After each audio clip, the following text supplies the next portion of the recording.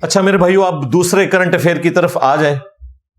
میرے خیال ہے اس ویک میں وہ بھی ایک کافی ہاٹ ٹاپک بنا ہوا ہے، اور وہ ہے ہمارے جو ممدوح ہیں اور محبوب مولانا طارق جمیل صاحب حفظہ اللہ تعالی نے ہیئر ٹرانسپلانٹ کروایا ہے، یعنی مصنوعی بال لگوائے ہیں. لگوائے انہوں نے ہیں اور مصیبت ہمارے لیے پڑ گئی ہے. کسی حد تک یعنی جو لوگ کامنٹس کر رہے ہیں بےچارے وہ جسٹیفائی ہیں، دینی پوائنٹ آف ویو سے نہیں، اخلاقاً. حقیقت بات ہے، جب مجھے ہماری اکیڈمی کے لوگوں نے بتایا کہ جی یہ دیکھیں مولانا طارق جمیل صاحب ڈاکٹر کے پاس بیٹھے ہوئے ہیں اور وہ بال لگوا رہے ہیں، تو میں نے دیکھ کر بھی نا یہ کہا، میں نے کہا یار 70+ ان کی عمر ہے، انہوں نے یہ کام کدھر کرنا ہے؟ ہو سکتا ہے وہ کوئی علاج کروانے گئے ہوں، واقعی انہیں کئی سالوں سے آپ کو پتا ہے ایک سر درد کا مسئلہ تھا، اور پچھلے دنوں انہوں نے بتایا کہ میں نے کچھ نروز جو ہیں وہ کٹ کروائی ہیں تاکہ وہ درد کا احساس مجھے نہ ہو. تو میں نے کہا ہو سکتا ہے اس سلسلے میں کسی ڈاکٹر کے پاس بیٹھے ہوئے ہوں. وہ کہتے ہیں نہیں جناب یہ دیکھیں مارکر سے نشان لگا رہا ہے سب کچھ. تو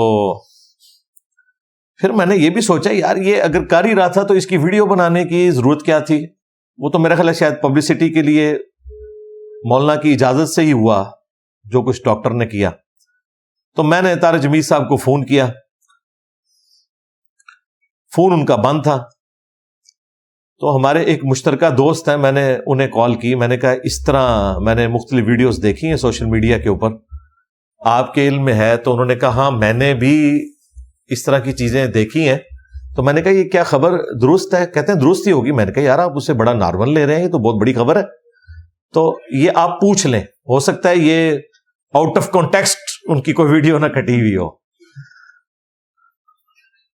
تو وہ کہتے ہیں کہ کچھ دن پہلے وہ میرے گھر آئے تھے، تو میرے پاس ان کا نا دوسرا نمبر ہے، تو میں اس پہ کال کر کے تو پوچھتا ہوں. تھوڑی دیر بعد پھر ان کی کال آ گئی، انہوں نے کہا جی کنفرم ہو گیا کہ واقعی انہوں نے یہ کروایا. تو میں نے کہا آپ نے ان سے پوچھا نہیں کہ اس کی ضرورت کیا تھی؟ کہتے ہیں آپ کو پتہ ہے ہماری تو اتنی ضرورت نہیں کہ ہم علماء سے یہ پوچھ سکیں. تو چلیں میری قسمت اچھی ہے یا مولانا کی قسمت اچھی ہے کہ وہ میرا تو فون پہ رابطہ نہیں. میں نے تو ضرور پوچھنا تھا کہ حضرت آپ کو ضرورت کیا ہے. اس کی وجہ یہ ہے کہ ان کے بال کوئی جھڑے ہوئے نہیں ہیں، تھوڑا سا حصہ جو ہے نا بالوں کا یہاں سے جو اس عمر میں جا کے اتنی گنج ہو ہی جاتی ہے. باقی ان کے ماشاءاللہ اچھے خاصے بال ہیں، دائیں طرف بائیں طرف سارا. پھر ایک بندے نے ہر وقت پگڑی پہننی ہے، ٹوپی پہننی ہے، اس سے تو اس سے کوئی غرض ہی نہیں ہے کہ اس کے بال کتنے ہونے چاہیے. یہ میں شرعی طور پر بات نہیں کر رہا، میں اخلاقاً ساری گفتگو کر رہا ہوں. چلیں اگر کسی کی کوئی نظر کمزور ہے، آپریشن کروا لیتا ہے، لینس ڈلوا لیتا ہے، کوئی خوبصورت والا لینس بھی ڈال لیتا ہے، ٹھیک ہے ٹھیک ہے، بنیادی ایک نیڈ ہے، اس میں ایک چیز ہے، کوئی اچھا فریم لے لیتا ہے اینک کا. مجھے نہیں سمجھ آتی کہ یہ کرنے کی ضرورت کیا تھی. شرعی طور پہ بات نہیں کر رہا میں اس وقت، اخلاقاً اور اس معاشرے کی جو نارمز ہیں اس کے پوائنٹ آف ویو سے کر رہا ہوں، جو کسی حد تک جسٹیفائی بھی ہیں کہ یہ کوئی ایسی بیسک نیڈ نہیں جس کے بغیر آپ گزارا نہیں کر سکتے. پھر وہ شخص جس نے ہر وقت پگڑی پہننی ہے، ٹوپی پہننی ہے. اب میں نے یہ بال رکھے میں، مجھے پتا ہے کہ بال سنبھالنا زیادہ مشکل ہے، اس لیے آپ دیکھیں کئی لوگوں کے بال ہوتے ہیں وہ حلق کروا دیتے ہیں، کہتے ہیں کمفرٹیبل ہے. تبلیغی جماعت میں آپ کو اکثر لوگ ایسے ہی نظر آئیں گے. تبلیغی جماعت میں تو ویسے ہی بال رکھنے کا رواج بہت کم ہے. خیر اسی قسم کا مسئلہ اس وقت بھی اٹھ جانا تھا اگر طارق جمیل صاحب شادی کر لیتے کوئی اس عمر میں، حالانکہ وہ کوئی گناہ کا کام نہ ہوتا، لیکن پھر بھی ایک خبر بننی تھی. میرا خیال ہے شادی کرنا کوئی اتنی بڑی خبر نہیں ہونی چاہیے، لیکن یہ جو خبر بنی یہ واقعی خبر ہے کہ کوئی ضرورت نہیں تھی. پھر لوگوں نے ان کی کوئی پرانی ویڈیوز، کوئی آڈیوز پیچھے چلائی ہوئی ہیں جس میں وہ دنیا کی بے ثباتی کے اوپر گفتگو کر رہے ہیں کہ دنیا تو کچھ نہیں ہے، اصل زندگی آخرت کی ہے. اور وہ کہہ رہے ہیں کہ مولانا اب اس عمر میں بھی دنیا سے جانے کا ان کا کوئی ارادہ نہیں ہے، یہ تو پھر سے تیاری کر رہے ہیں. اور جو تھوڑا آگے بڑھتے ہیں وہ کہتے ہیں شاید کوئی شادی کے لیے مزید تیاری کر رہے ہیں، کیونکہ بال تو پہلے ہی وہ کالے کرتے ہیں. ہمارے نزدیک وہ بھی جائز ہے، بال کالے کر سکتے ہیں، کوئی حرج نہیں اس میں.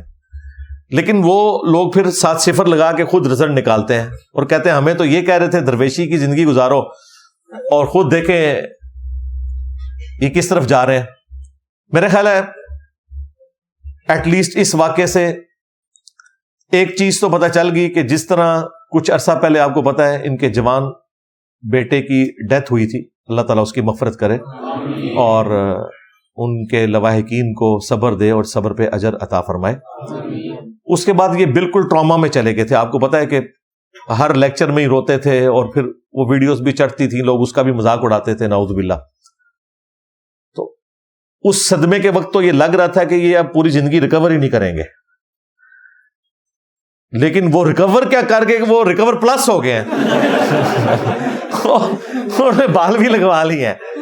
تو اس اعتبار سے مجھے خوشی ہے کہ ایٹ لیسٹ اس غم کی کیفیت سے ریکور کر کے، کچھ زیادہ ہو گیا لیکن خیر ہے پازیٹیو سینس میں. شرعی گرفت میں کہہ رہا ہوں اس کے اوپر کوئی نہیں ہے، نہ اس کے اوپر مذاق اڑانے کی ضرورت ہے.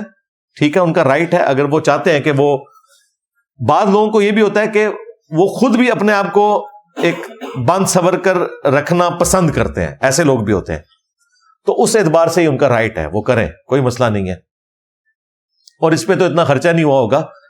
اگر آپ ان کے باقی خرچے دیکھیں، ان کی گاڑیاں اور لیونگ سٹینڈرڈ، تو اس میں تو یہ آٹے میں نمک کے برابر ہے اور اونٹ کے منہ میں زیرہ ہے، یہ والا جو انہوں نے خرچہ کیا. اور میں نے پوچھا نہیں ہے لیکن یہ میرا گمان ہے کہ یہ فری ہوا ہوگا، کیونکہ اس ڈاکٹر نے اپنی مشہوری کروائی ہے ان کے ذریعے، جس طریقے سے ریسیو کیا ہے. تو سامنے ظاہر ویڈیو بن رہی تھی نا، یا تو ہوتا پیچھے سے کوئی بنا لیتا، جس طرح میری کبھی کبھار کوئی جمعے کی، ابھی اس جمعے کی بھی کسی نے بنا کے لیک کر دی ہے، مجھے تو پتہ ہی نہیں ہے.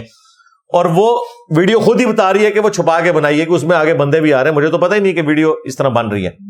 لیکن اس طرح پراپر ریسیو کرنا، اور پھر جب ڈاکٹر ہے، دوسرا مولانا بیٹھے ہوئے ہیں اور تیسرا ایک کیمرہ لے کے پاس کھڑا ہے، تو آپ یہ کہہ نہیں سکتے کہ مولانا کو پتہ ہی نہیں چلا ان کی ویڈیو بن گئی ہے اور پھر وہ نیٹ پہ چڑھ بھی گئی ہے. اور یہ بھی نہیں آپ کہہ سکتے کہ انہیں یہ بھی نہیں پتا کہ اس کے بعد ہوگا کیا. صحافیوں نے وی لاگ بنا دیے اس کے اوپر.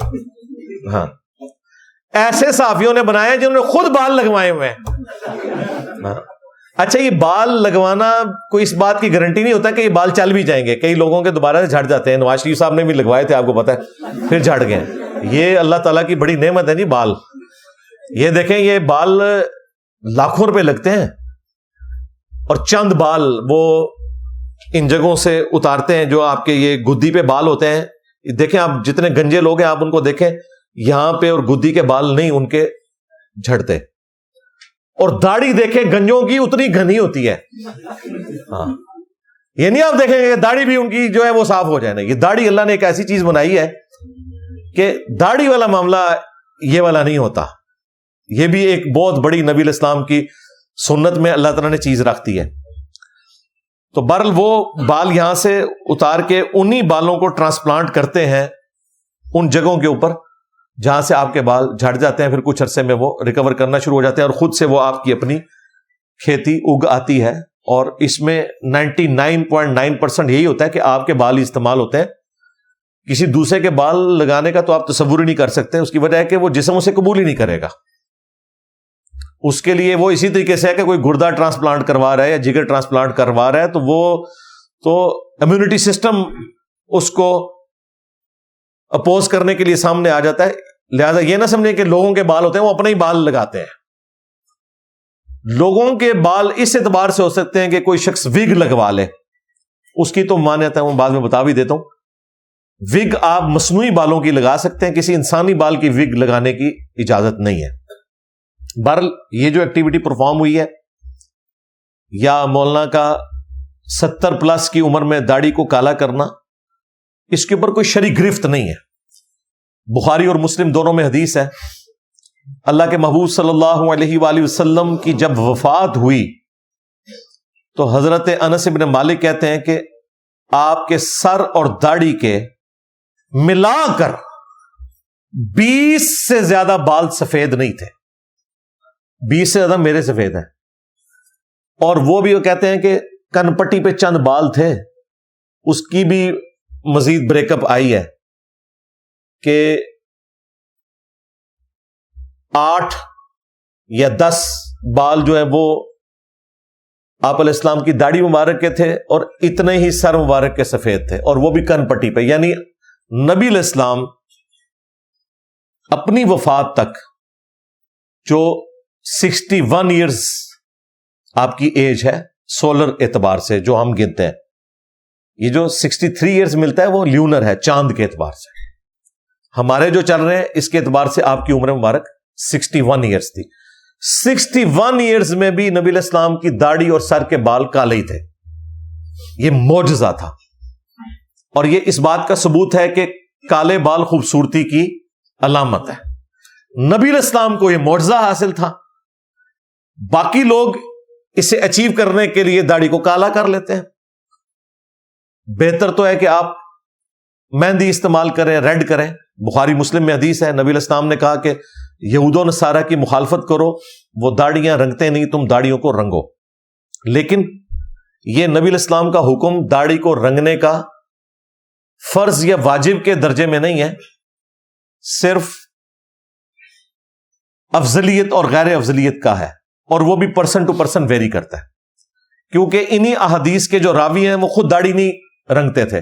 جابر بن عبداللہ کے بارے میں مسند علی ابن الجاد میں آتا ہے کہ وہ سفید داڑھی رکھتے تھے، حالانکہ وہ خود راوی ہیں کہ داڑھیوں کو رنگنا یہ بہتر ہے. خود مولا علی علیہ السلام کے بارے میں المستدرک للحاکم میں آتا ہے، ایک تابعی کہتے ہیں کہ میں حضرت علی کے پیچھے جا کے جمعہ پڑھتا تھا، میں نے آپ کو ممبر پر بارہا دیکھا ہے، آپ کی داڑھی اور سر کے بال سفید تھے. اب مولا علی نے پوری زندگی اپنی داڑھی کالی نہیں کی، سفید ہی رکھی ہے. آپ کی شہادت 64 ایئرز کی ایج میں آلموسٹ ہوئی ہے، اور آپ کی داڑھی اور سر کے بال سفید ہو چکے ہوئے تھے. اسی لیے میں نے کچھ عرصہ پہلے ویڈیو ریکارڈ کروائی تھی کہ میں بھی داڑھی کو کالا نہیں کروں گا، سیدنا علی کی سنت پہ عمل کرتے ہوئے. لیکن اگر کوئی کالا کرنا چاہے تو وہ سیدنا حسین کی سنت ہے. صحیح بخاری میں موجود ہے، سیدنا حسین ابن علی کا سر مبارک جب کاٹ کر عبید اللہ ابن زیاد کے سامنے رکھا گیا، گورنر یزید کے سامنے، اللہ کی لعنت، اللہ کے فرشتوں کی لعنت، تمام لعنت کرنے والوں کی لعنت جنہوں نے اہل البیت کے ساتھ ظلم کیا، تو اس میں بخاری میں الفاظ ہیں کہ ان کے سر اور داڑھی کے بال وسما کی بوٹی سے رنگے ہوئے تھے. وسما وہ بوٹی تھی جو کالا کرنے کے لیے یوز ہوتی تھی، جس طرح آج کل آپ کے پاس مختلف کیمیکلز ہیں. اس زمانے میں تو کیمیکلز نہیں ہوتے تھے، بوٹیاں. سرخ کرنے کے لیے مہندی استعمال ہوتی تھی، اور کالا کرنے کے لیے وسما کی بوٹی. تو حسین ابن علی اپنی داڑھی کالی کرتے تھے. کتنی عمر میں؟ اس وقت ان کی عمر 58 سال تھی، 58 ایئرز، جب آپ علیہ السلام کی شہادت ہوئی ہے. اس کا مطلب ہے اس عمر تک آپ داڑھی کو کالا کر سکتے ہیں. اس کے علاوہ بھی کئی حساب سے ثابت ہے، میں نے اس کے اوپر الگ سے ویڈیو ریکارڈ کروائی ہے، وہ پھر ٹاپک اس طرف چل پڑے گا. صرف یہاں ضمناً ذکر کرنا مقصود تھا. البتہ مسلم شریف میں جو ایک حدیث ہے نا کہ حضرت ابوبکر صدیق کے جب والد فتح مکہ کے موقع پر مسلمان ہوئے، نبی علیہ السلام کی خدمت میں انہیں پیش کیا گیا ابو قحافہ کو، تو ان کی داڑھی بھی سفید تھی، سر کے بال بھی سفیدی سے چمک رہے تھے. تو نبی علیہ السلام نے کہا کہ ان کو کہو کہ اپنی داڑھی کو رنگیں اور کالے رنگ سے اجتناب کریں. اس حدیث کی وجہ سے بعض لوگوں نے یہ سمجھا کہ کالا رنگ نہیں کر سکتے، حالانکہ وہ بہت بوڑھے تھے. بہت بوڑھے شخص کو کالا رنگ کرنے سے منع کیا گیا ہے، لیکن ایک ایسا جوان شخص جس کی داڑھی یا سر کے بال وقت سے پہلے ہی سفید ہو گئے، اسے تو لازمی رنگنا چاہیے. یہ جو میں افضلیت اور غیر افضلیت کی بات کر رہا ہوں، یہ میں 50-60 پلس لوگوں کے لیے بات کر رہا ہوں. لیکن ایک بچہ ہے 20-22 سال کا اور اس کے سر کے بال سفید ہو گئے ہیں، اور شرم کے مارے وہ داڑھی نہیں رکھتا کہ اس کی داڑھی سفید نظر آئے گی. کئی لوگ اس وجہ سے بھی داڑھی نہیں رکھتے. تو میں نے ان کو کہا یار داڑھی رکھو، کالی کرو، کوئی مسئلہ نہیں. 58 سال تک کرتے رہو. سیدنا حسین ابن علی سے ثابت ہے، اور بھی کئی صاحب سے. حضرت حسن ابن علی کے بارے میں بھی المعجم الکبیر طبرانی میں آتا ہے، وہ بھی داڑھی رنگتے تھے.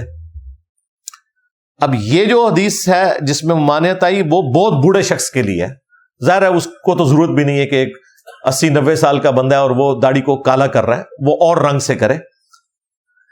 البتہ وہ جو ایک حدیث ہے سن نبی داؤد کے اندر، نبی علیہ السلام نے کہا کہ قرب قیامت میں ایسے لوگ آئیں گے جو کبوتر کے پوٹوں کی طرح سیاہ رنگ سے رنگیں گے، یعنی ان کی داڑھی اور سر کے بال وہ رنگ رہے ہوں گے جس طرح کبوتر وائٹ ہوتا ہے اور اس کا پیٹ کالا، یعنی وہ داڑھی کی طرح نظر آ رہا ہوتا ہے، اور وہ جنت کی خوشبو بھی نہیں پائیں گے۔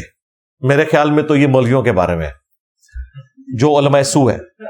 ہاں ظاہر ہے کہ وہ اس قسم کا دین پھیلا رہے ہیں کہ جس دین کی اسلام میں کوئی گنجائش نہیں ہے۔ اس حدیث کی وجہ سے بعض لوگوں نے یہ سمجھا کہ جو داڑھی رنگتا ہے وہ جنت کی خوشبو نہیں پائے گا، حالانکہ اس حدیث کا یہ مطلب نہیں تھا۔ اس حدیث میں ان لوگوں کی نشانی بتائی گئی ہے کہ جو جنت کی خوشبو نہیں پائیں گے، نہ کہ اس عمل کی وجہ سے وہ جنت کی خوشبو نہیں پا رہے ہوں گے۔ مثال کے طور پر صحیح بخاری صحیح مسلم میں آیا کہ خوارج کی نشانی یہ ہے کہ سر منڈائیں گے۔ اب اس کا یہ مطلب نہیں کہ جو سر منڈائے گا وہ خارجی ہو جائے گا، ورنہ رائیونڈ والے تو سارے خارجی ہو جائیں گے، بریلوی کہتے بھی ہیں ہاں، ستھن چھوٹی گردن موٹی، ہاں جی، گلج توا سر تے استرا کرواؤ ٹینڈ تے چلو رائیونڈ، ہاں وہ کہتے ہیں کہ شلوار چھوٹی ہے گردن موٹی ہے اور سر پہ استرا کر۔ یہ شعر ہمیں بچپن میں، ظاہر ہم بھی بریلوی تھے تو ہمیں یاد کروائے گئے تھے، یہ شعر یاد ہے، پرانی کوئی شاعری کبھی یاد آ جاتی ہے۔ تو سر منڈانا خوارج کی نشانی ہے، اس کا یہ مطلب نہیں کہ جو سر مونڈے گا وہ خارجی ہو جائے گا، سمجھ رہے؟ کیونکہ مولا علی علیہ السلام بھی خود سر مونڈتے تھے۔ سنن نبی داؤد میں یہ حدیث موجود ہے، جس جگہ یہ حدیث موجود ہے نا، یعنی سنن نبی داؤد میں کبوتر کے پوٹوں والی، اسی ابو داؤد میں حدیث موجود ہے کہ مولا علی کہتے ہیں جب سے میں نے نبی علیہ السلام سے سنا کہ جس شخص کے غسل میں بال خشک رہ گئے تو انہیں عذاب دیا جائے گا، تو وہ کہتے ہیں میں نے اپنے سر کے ساتھ دشمنی کی، میں نے اپنے سر کے ساتھ دشمنی کی، میں نے اپنے سر کے ساتھ دشمنی کی اور سر کے بال منڈوا دیے۔ ظاہر ہے اس زمانے میں پانی بھی ایشو تھا، آج کل تو وہ ایشو نہیں ہمارے لیے، وہاں تو نہانے کے لیے بھی پانی کئی کلومیٹر سے بھر کے لانا پڑتا تھا، اس میں بالوں کا اہتمام کرنا ہمارا تو بڑا آسان ہے، شاور ہے، جتنے مرضی لمبے بال ہوں دھونے میں پرابلم نہیں ہوتا۔ تو سیدنا علی خود سر منڈایا کرتے تھے۔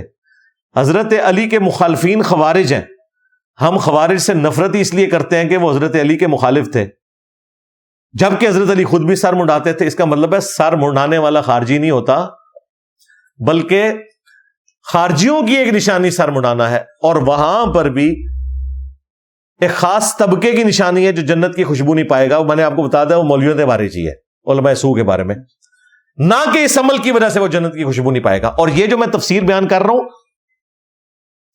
یہ اس امت میں بڑے بڑے ائمہ نے اس حدیث کی شرح میں لکھا ہوا ہے۔ امام ابن ابی عاصم نے بھی یہی بات لکھی، فتح الباری میں نقل کی ہے، ابن حجر اسقلانی نے 3 صدی ہجری کے اندر بہت بڑے اہل سنت کے امام ہیں۔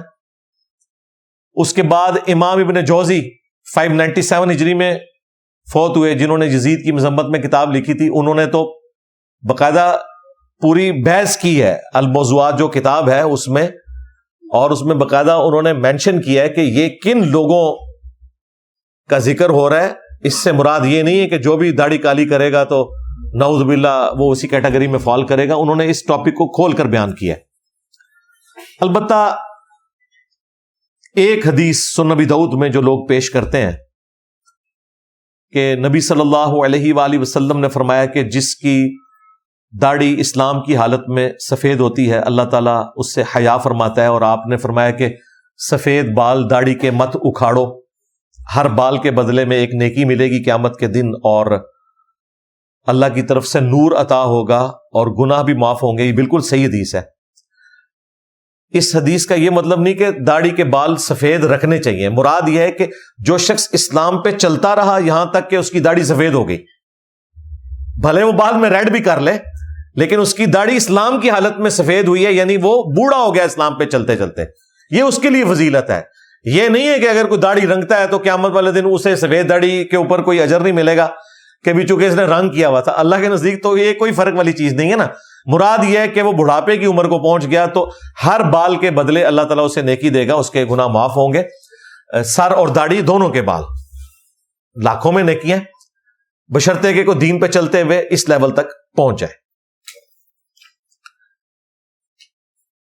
اب سورۃ النساء کی ایک آیت ہے جس کے کانٹیکسٹ میں بعض لوگوں کو مغالطہ لگتا ہے کہ سر پہ ہیئر ٹرانسپلانٹ کروانا یا وگ رکھ لینا یا دانت سیدھے کرنے کے لیے بریسز لگوانا یا کسی کا دانت ٹوٹ گیا اور وہ سونے کا دانت لگوا لے، تو لوگ یہ سمجھتے ہیں کہ یہ تمام چیزیں جو ہیں وہ نیچر کو بدل رہی ہیں۔ اسی طریقے سے پلاسٹک سرجری بعض اوقات ضروری ہو جاتی ہے۔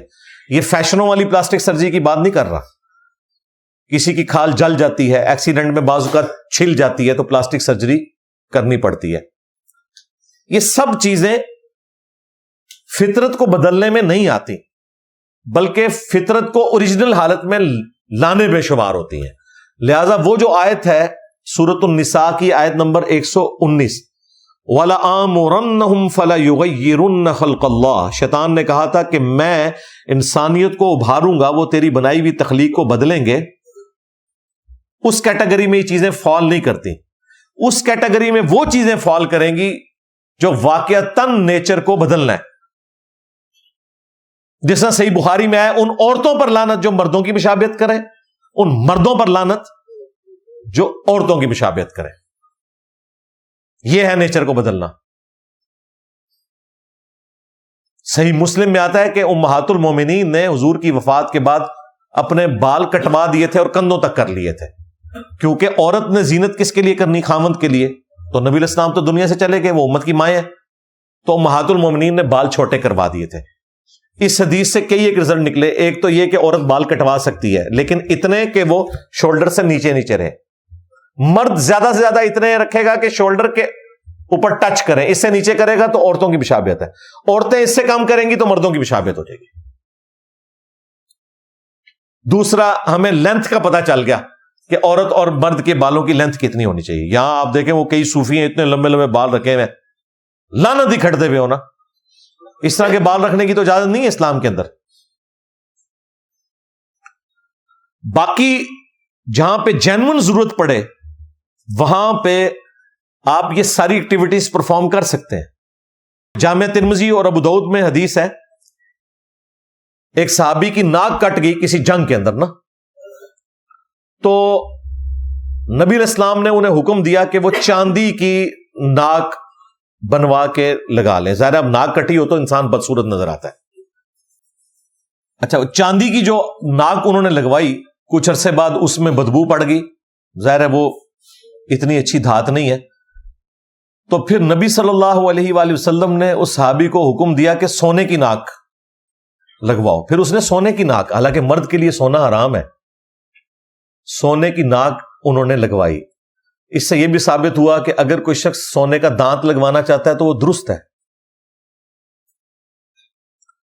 اسی طریقے سے دانت سیدھے کروانے کے لیے بریسز لگواتا ہے تو فطرت کو بدلنا نہیں ہے، اس کی فطرت پہلے ہی خراب ہوئی ہوئی ہے، اس کو سیدھا کرنا ہے۔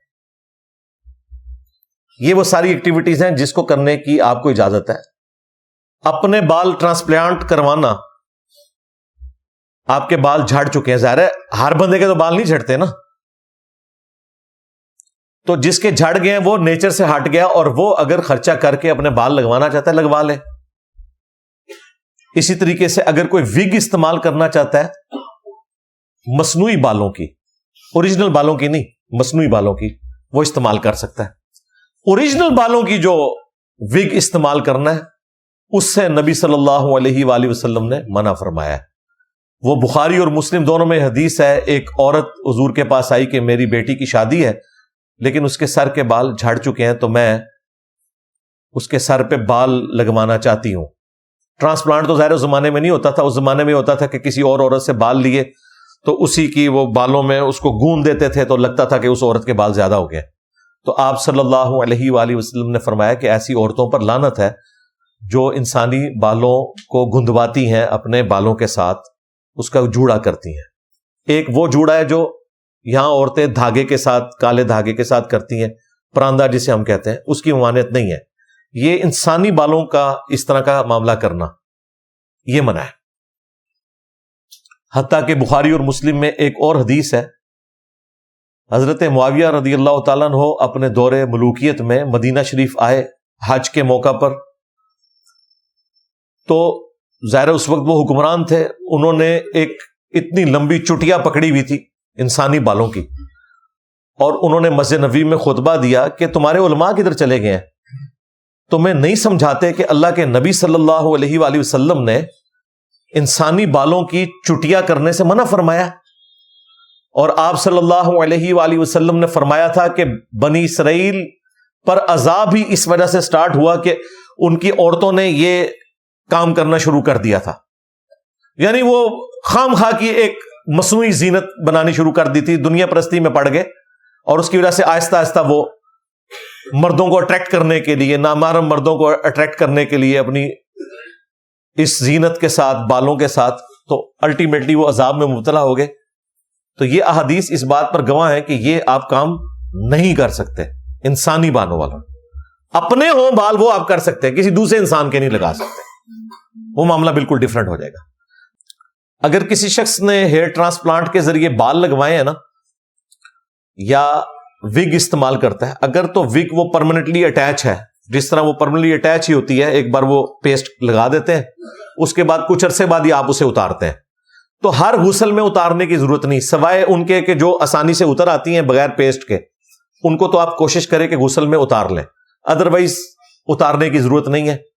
خواہ آپ نے ٹرانسپلانٹ کیا ہوا ہے یا وگ ہے، اسی کے اوپر سے غسل اور وضو والا معاملہ آپ کا ہو جائے گا. وہ اب آپ کے جسم کے حصے کے طور پر ہے، لہذا اس اعتبار سے کسی نے کوئی ٹینشن نہیں لینی. یہ اس کے ساتھ جڑی ہوئی چیز تھی، اس لیے میں نے اسے بیان کر دیا. لہذا وہ جو آیت ہے وَلَآمُرَنَّهُمْ فَلَيُغَيِّرُنَّ خَلْقَ اللَّهِ، میں انسانیت کو ابھاروں گا، شیطان نے کہا کہ وہ تیری تخلیق کو بدلیں گے. تو یہ وہ والی تخلیق بدلنا ہے جو اوریجنل تخلیق کو بدل دیا جائے. لیکن اگر آپ کسی فطرت کو کریکٹ کر رہے ہیں، اس میں یہ چیز نہیں آتی. اب اوریجنل کون سی آپ بدل رہے ہیں؟ وہ مشہور حدیث ہے بخاری مسلم میں، عبداللہ ابن مسعود نے کہا کہ اللہ تعالیٰ نے لعنت فرمائی ہے اور اس کے رسول نے ایسی عورتوں پر جو ٹیٹو بنواتی ہیں، گندواتی ہیں، اور خوبصورت دکھنے کے لیے دانتوں میں گیپ بنواتی ہیں. چند لوگوں کا ہوتا ہے، زیادہ تر کا تو نہیں یہ گیپ ہوتا، تو گیپ بنانا یہ کوئی نیچر نہیں ہے، ورنہ تو سب کا ہی ہوتا. اور اپنے چہرے کے بال اکھاڑتی ہیں، یعنی یہ آئی بروز. ویسے عورت کی اگر داڑھی نکل آئے تو وہ تو اس نے اکھاڑنی ہے، کیونکہ اس نے مردوں سے مشابہت نہیں کرنی. اگر اس طرح کا کوئی معاملہ ہو جائے وہ اپنا ٹریٹمنٹ کروائے گی.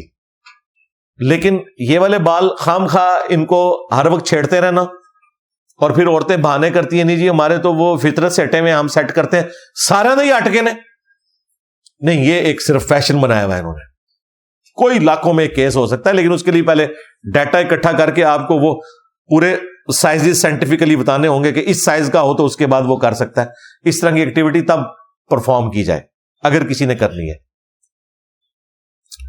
ابن مسعود کی یہ حدیث ایک عورت نے اس زمانے میں سنی، اور وہ آ گئی حضرت ابن مسعود کے پاس، اور اس نے کہا کہ حضرت آپ یہ کہتے ہیں کہ اللہ تعالیٰ نے قرآن میں لعنت فرمائی ہے ایسی عورتوں پر جو ٹیٹو بنوائیں اور دانتوں میں گیپ بنوائیں. ٹیٹو اگر کسی نے زمانے جاہلیت میں بنوا لیے تھے تو اب اس پہ تیزاب ڈال کے اسے صاف کرنے کی ضرورت نہیں ہے، بس توبہ کر لی کافی ہے، اس کے اوپر کوئی گرپ اللہ تعالیٰ کی طرف سے نہیں ہوگی. اور یہ چہرے کے بال اکھیڑیں، تو میں نے تو پورا قرآن پڑھا ہے، مجھے تو قرآن میں کوئی ایسی آیت نظر نہیں آئی. اب وہ تو دعویٰ بھی کر سکتی تھی، یا تو وہ صحابیہ تھی، یا کسی صحابی کی بیوی ہوگی، یا کسی تابعی کی بیوی ہوگی، بس اس سے نیچے تو نہیں ہوگا. تو ابن مسعود نے کہا کہ کیا تم نے قرآن میں نہیں پڑھا وما آتاکم الرسول فخذوہ، جو رسول اللہ تمہیں دیں اسے لے لو، جس سے منع فرمائے اس سے رک جاؤ.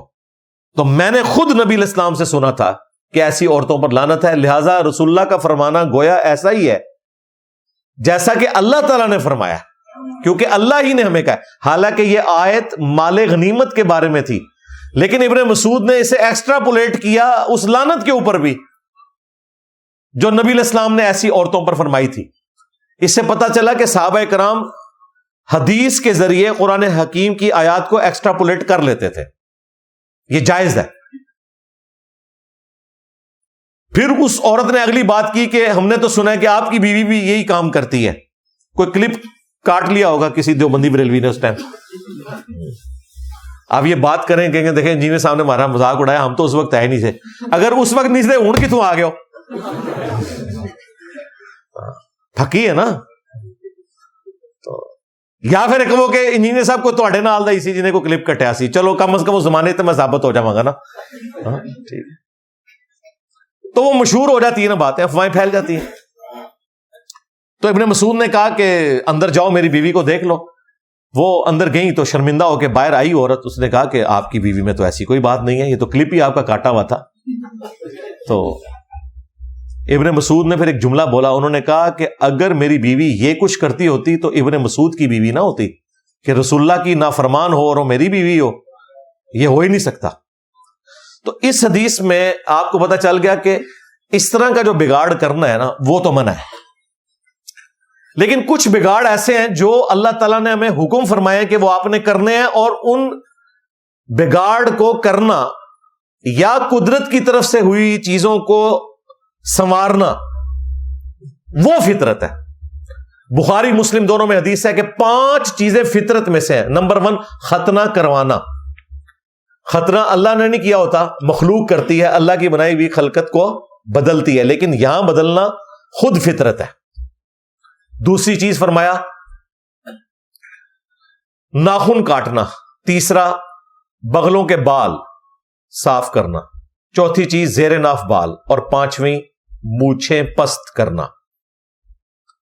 صحیح مسلم میں یہی حدیث ہے, اس میں آیا 10 چیزیں فطرت سے.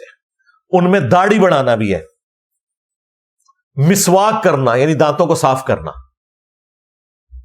ناک صاف کرنا. 5 چیزیں تو یہی ہیں, اس کے علاوہ بھی ہیں. پانی کے ساتھ استنجا کرنا. اس زمانے میں یہ بھی بڑی بات تھی کیونکہ عموماً استنجا مٹی سے ہوتا تھا, پانی تو بھر کے لانا پڑتا تھا. ہم تو بڑے خوش نصیب ہیں, ہمارے پاس پانی اویلیبل ہے. اور مسلم شریف میں ہی ایک اور حدیث ہے کہ نبی علیہ السلام نے غیر ضروری بالوں کے لیے, ناخن کاٹنے کے لیے 40 دن کی مدت مقرر فرمائی ہے کہ 40 دن کے اندر آپ نے ایک دفعہ یہ کام ضرور کرنا ہے. ویسے تو ہر ویک کر لیں ٹھیک ہے, لیکن لیٹ سے لیٹ بھی 40 دن. اس میں کوئی سائز کا نہیں ہے کہ اتنے بال ہو جائیں یا اتنے ناخن. 40 دن کی مدت مقرر فرمائی ہے. 40 دن کے اندر آپ نے ایک دفعہ اپنے ناخن کاٹنے ہیں, مونچھیں پس کر لینی ہے, بال غیر ضروری جو ہیں یہ صاف کرنے ہیں. اس کو نبی صلی اللہ علیہ وآلہ وسلم نے مشروع فرمایا. اب یہاں پر اس چیز کو بیلنس کرنے کے لیے ایک اور ٹاپک ضروری ہے, میں اس کے ساتھ ہی ذکر کر دیتا ہوں. سنن نبی داؤد میں اور مسند احمد میں ایک حدیث ہے, نبی صلی اللہ علیہ وآلہ وسلم کی خدمت میں ایک شخص آیا جس کے بال بکھرے ہوئے تھے. تو آپ نے فرمایا اسے کوئی ایسی چیز نہیں ملی کہ یہ اپنے بال سنوار لیتا. یعنی اس چیز کو شریعت نے ناپسند کیا ہے کہ کوئی شخص جو ہے وہ اپنے بال کو بکھرا ہوا رکھے, جس طرح یہ آپ کے صوفی مجذوب نظر آتے ہیں, نانگے پیر. پھر ایک اور شخص آیا جس کے کپڑے میلے تھے. آپ نے فرمایا اسے کوئی ایسی چیز نہیں ملی کہ کپڑے دھو کر پہنتا. یعنی آپ علیہ السلام اس چیز کو ناپسند کرتے ہیں کہ کوئی شخص بکھرے بالوں کے ساتھ اور گندے کپڑوں کے ساتھ پھرے, بلکہ صفائی کا اہتمام کیا جائے. اسی کو سپورٹو ایک اور حدیث ہے سنن نبی داؤد میں اور مسند احمد میں.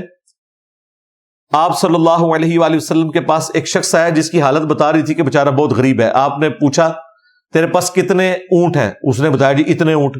بکریاں بھی بے شمار, گائے اس نے کہا اتنی, غلام تھے اس کے اپنے.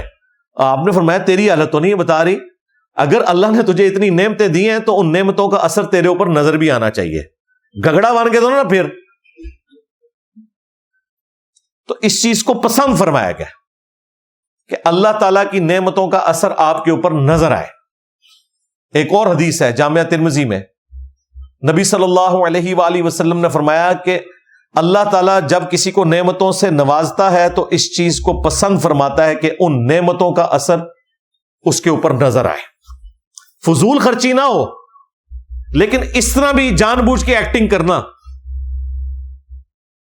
کہ اپنے آپ کو غریب شو کرنا، یہ بھی ناپسندیدہ ہے. سادگی ایک الگ سے چیز ہے. وہ بھی حدیث ہے جامعہ ترمذی میں ہی کہ جو شخص استطاعت کے باوجود مہنگا لباس دنیا میں ترک کر دے گا تو اللہ تعالیٰ قیامت کے دن اسے جنتی حلہ پہنائے گا کہ اس شخص نے دنیا میں بہت مہنگا لباس جو یہ پہن سکتا تھا میری وجہ سے ترک کیا. مہنگا لباس ترک کرنا یہ پسندیدہ ہے، لیکن گندے کپڑے پہننا یا اتنا تھرڈ کلاس لباس پہننا کہ لوگوں کو لگے کہ یہ پتہ نہیں اللہ تعالیٰ نے اس کے اوپر کون سا عذاب نازل کیا ہوا ہے، تو پھر اللہ کو تو غصہ صحیح آنا ہے نا کہ میں نہ کچھ دیتا ہے اور انہیں اپنی حالت بنائی ہے. یا تو سب کچھ اللہ کو دے دے نا اور واقعی فقر کی زندگی میں آ جائے، پھر تو سمجھ آتی ہے. خود جوڑا ہوا ہے اور اپنی حالت یہ بنائی ہوئی ہے، وہ چیز اللہ تعالیٰ کو پسند نہیں ہے. لیکن دوسری طرف یہ بھی یاد رکھیے گا، ابو داؤد میں ایک حدیث ہے، دنیا میں جس نے شہرت کا لباس پہنا قیامت کے دن اللہ تعالیٰ اسے ذلت کا لباس پہنائے گا. ہاں یہ بھی ہے، جان بوجھ کے ایسا لباس پہننا کہ آپ لوگوں میں نمایاں نظر آئیں. ہاں یہ بھی بعض لوگوں کو شوق ہے. آپ یہ مولویوں کو دیکھیں نا، ایک سے ایک ون سمنا مولوی ایسی ایسی کلرز کی پگڑیاں پہن کے آتے ہیں، ان میں پتہ نہیں کیا کچھ، پھر اوپر گوٹے پہنے ہوئے ہوتے ہیں اور اللہ معافی دے کیا حالت بنائی ہوئی ہوتی ہے. یہ نعت خانوں کو آپ دیکھ لیں، یقین کریں لگتا ہے کہ پورے وہ ایکٹر ہیں. وہ بیوٹی پارلر سے تیار ہو کے آتے ہیں، باقاعدہ سرخی پاؤڈر سارا کچھ لگایا ہوتا ہے. وہ کیمرے میں پتہ چل جاتا ہے کہ یار اس نے کیا حرکت کی ہوئی ہے. تو یہ شہرت کا لباس ہے نا، لوگوں کو دکھانے کے لیے نا. اور ایک اور حدیث ہے سنن ابی داؤد میں، من تشبہ بقوم فہو من، جس نے جس قوم کی مشابہت اختیار کی وہ انہی میں شمار کیا جائے گا. یعنی آپ کسی بھی دوسری قوم کی مذہبی مشابہت اختیار نہیں کر سکتے. کوئی مسلمان اپنے ہاتھوں میں کڑا نہیں ڈال سکتا جس طرح سکھ ڈالتے ہیں. کوئی مسلمان اپنے ماتھے پر سندور نہیں لگا سکتا جس طرح ہندو لگاتے ہیں. کوئی مسلمان اپنے گلے میں سلیو نہیں لٹکا سکتا جس طرح کے کرسچن لٹکاتے ہیں. اور نہ ایسا کوئی لباس پہن سکتا ہے جو کسی کی مذہبی علامت ہے. یہ پینٹ شرٹ ٹائی یہ مذہبی علامتیں نہیں ہیں، یہ سب لوگ پہنتے ہیں. مذہبی علامتیں جو ہیں وہ یہ ہیں، سلیب لٹکانا. اگر ٹائی مذہبی علامت ہوتی تو ویٹیکن سٹی کے پاپ نے ٹائی لگائی ہوتی، اس نے تو کبھی ٹائی نہیں لگائی ہوئی. کبھی دیکھا ہے؟ سلیو لٹکائی ہوئی ہوتی ہے. لہذا یہ جو لباس ہیں جن کے اوپر یہ مذہبی لوگ بازو کا تان کر رہے ہوتے ہیں، یہ کوئی تان بنتا نہیں ہے جب تک کہ مذہبی علامت نہ ہو کسی دوسرے ریلیجن کی. وہ پھر اس میں شمار کیا جائے گا. عام حالت میں آپ کسی کے اوپر اس اعتبار سے فتویٰ نہیں لگا سکتے. صحیح مسلم میں ایک بڑی زبردست حدیث ہے، نبی صلی اللہ علیہ وآلہ وسلم نے فرمایا کہ جس کے دل میں رائی کے دانے کے برابر بھی تکبر ہوا وہ جنت میں نہیں جائے گا. تو صحابہ کرام نے عرض کیا یا رسول اللہ، بعض اوقات ہماری خواہش ہوتی ہے کہ ہمارے کپڑے اچھے ہوں، جوتیاں اچھی ہوں، ہم ذرا زینت اختیار کریں، کیا یہ بھی تکبر ہے؟ تو آپ نے فرمایا یہ تکبر نہیں ہے، اللہ بھی خوبصورت ہے اور خوبصورتی کو پسند فرماتا ہے. تکبر یہ نہیں کہ تم اچھا لباس پہنو یا اچھی جوتیاں پہنو، بلکہ تکبر یہ ہے کہ تم حق بات سے اناد کرو اور دوسرے لوگوں کو حقیر سمجھو. یعنی ایک شخص کو پتا چلا قرآن میں لکھا ہے ایاک نعبد و ایاک نستعین، اب وہ کہ نہیں جی سلطان بہو نے کہا تھا سن فڑیات پیران دیا پیرا نہ، قرآن پڑھ لیا اب تکبر نہیں کرنا، قرآن کی بات ماننی ہے. اگر آپ قرآن کو چھوڑ کے کسی بابے کے پیچھے چلیں گے آپ نے تکبر کیا قرآن سے. دوسروں کو حقیر سمجھنا یہ ہے کہ کوئی شخص اچھا لباس پہنے، اچھی جوتیاں پہنے، اس کی وجہ سے کسی غریب سے نفرت کرے. یہ چیز نہیں ہونی چاہیے. آپ اچھے دکھیں کوئی مسئلہ نہیں ہے، کسی سے نفرت نہ کریں. اور یہ پتہ چلتا ہے یہ اللہ تعالیٰ نے غرور توڑا ہے آپ کا. نماز میں ایک کالا ہو یا گورا ہو، اس نے پاؤں سے پاؤں ملا کے کھڑے ہونا ہے. ایک مسلمان ہوا امریکن، یہ میں آپ کو لیٹ 90s کی بات کر رہا ہوں، اس نے کتاب لکھی، اردو میں ترجمہ ہوا، سر تسلیم خام ہے۔ وہ جب پہلی دفعہ جمعے کی نماز کے لیے گیا نا، تو وہ گورا تھا، اس کے ساتھ ایک حبشی مسلمان کھڑا ہوا، تو وہ پاؤں سے پاؤں ملا کے کہتا ہے میں کھڑا ہوا، تو جب میں رکوع میں گیا تو مجھے اس کے پاؤں بھی نظر آ رہے تھے، تو مجھے اسلام کی حکمت سمجھ آئی کہ اللہ تعالیٰ نے کیسا تکبر توڑا ہے کہ چٹی چمڑی اور کالی چمڑی پاؤں ملائیں گے اللہ کی وجہ سے، کوئی فرق نہیں، برابر ہے۔ یہ جو کہتے ہیں نا پاؤں سیدھے رکھنے ہیں، سیدھ میں رکھنے ہیں، کندھے سیدھ میں رکھنے ہیں، ان انفیوں سے پوچھو کہ یہ سیدھ میں رکھنے ہیں تو کتنے فٹ پہ کھڑا ہونا ہے، یہ بھی تو بتاؤ۔ ان کے پاس کچھ بھی نہیں بتانے کو، حالانکہ بخاری میں 725 نمبر حدیث ہے، یلزقو کے الفاظ ہے، پاؤں سے پاؤں مل جاتا، فزیکلی ملنے کو کہتے ہیں۔ یہ اردو میں ملاقات کا لفظ استعمال ہوتا ہے، یلزقو،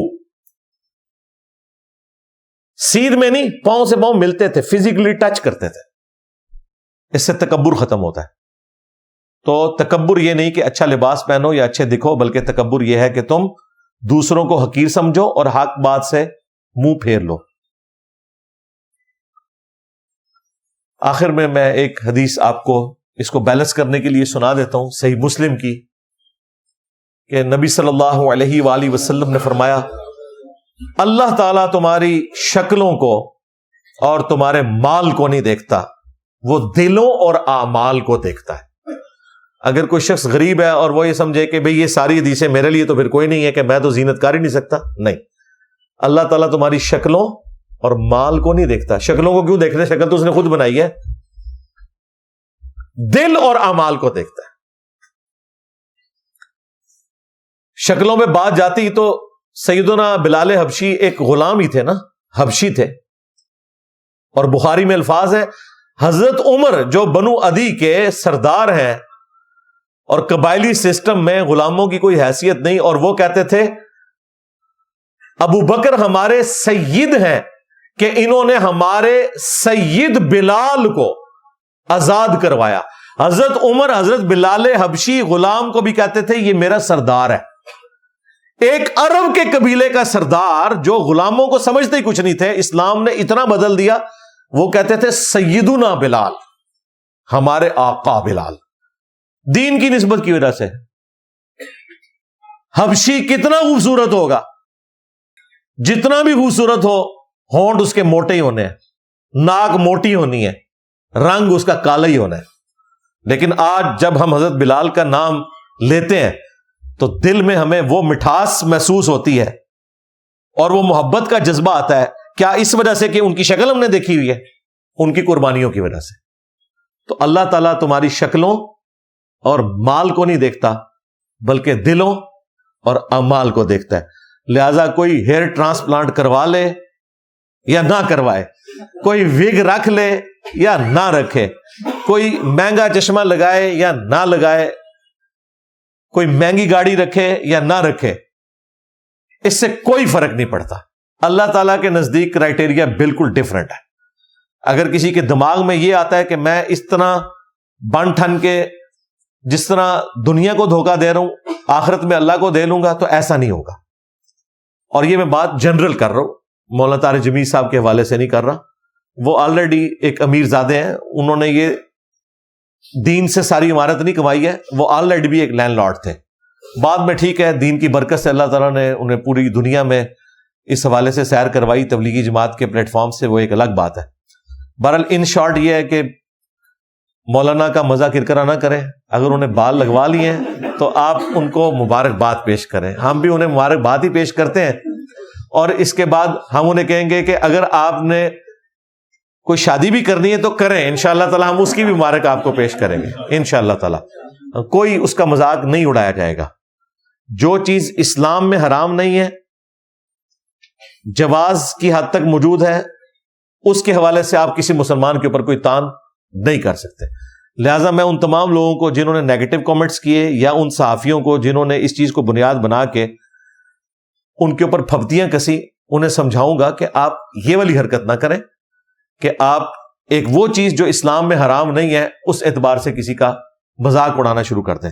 باقی جس حوالے سے لوگ بات کرتے ہیں وہ بات اپنی جگہ بالکل درست ہے کہ جب کوئی شخص پوری زندگی فقر کا درس دے رہا ہے تو اس کی زندگی میں بھی وہ والی درویشی نظر آنی چاہیے. لوگ ایکسپیکٹ کرتے ہیں, سیدھی سی بات ہے, اور ان چیزوں کا خیال رکھنا ضروری ہوتا ہے.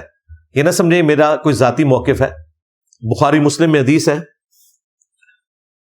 نبی صلی اللہ علیہ وآلہ وسلم اعتکاف بیٹھے ہوئے تھے, آپ کی بیویاں آپ کو اعتکاف کی حالت میں ملنے کے لیے آئیں.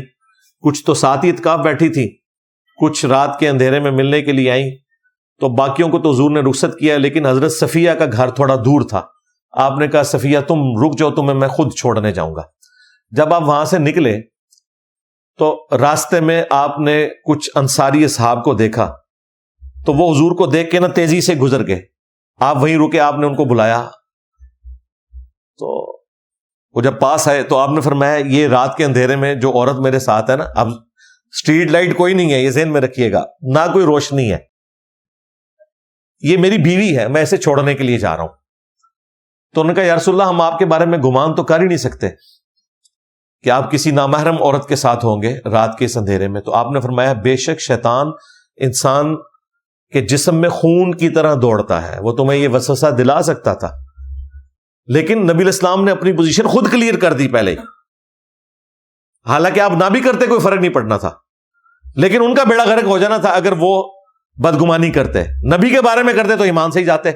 نبی علیہ السلام کو خطرہ ہوا کہ میرے اس ظاہری عمل کی وجہ سے, جس میں نے کوئی غلط کام نہیں کیا, کسی کے دماغ میں کوئی ایسی بات نہ آ جائے اور میرے بارے میں ایسا گمان کر کے اپنی آخرت نہ برباد کر بیٹھے. کلیریفائی کر دیا. لیکن یہاں آپ کو مولوی جمعوں کے خطبوں میں یہ تو کہتے ہوئے سنائی دیں گے کہ حضرت عمر سے جمعے کے خطبے میں حضرت سلمان فارسی نے پوچھ لیا تھا کہ تمہارا یہ لباس کیسے سلا, مال غنیمت میں تو ہر شخص کو ایک چادر ملی تھی, تمہارا تو قد لمبا ہے. تو انہوں نے کہا میرا بیٹا جواب دے گا. عبداللہ ابن عمر نے کہا کہ میں نے اپنے حصے کی چادر دی تھی. یہ جس ممبر سے آپ کو مولوی بیان کر رہا ہوتا ہے نا, جیسے یہ واقعہ مکمل کرے آپ نے وہیں کھڑے ہونا ہے, کہنا جی میں بھی سلمان فارسی کی سنت پہ عمل کر رہا ہوں, اور تو بھی حضرت عمر علی سنت پہ عمل کر. ہاں 5 سال پہلے سائیکل تے آیا سا, تنخواہ تیری 30,000 ہے, خرچہ تیرا روزانہ کا 30,000 ہے, تو نے گاڑی رکھی ہوئی ہے, تو یہ بتا اللہ کا اتنا فضل کہاں سے ہے تیرے پہ؟ چندے سے کھا رہا ہے ظاہر ہے, اور کہاں سے کھا رہا ہے؟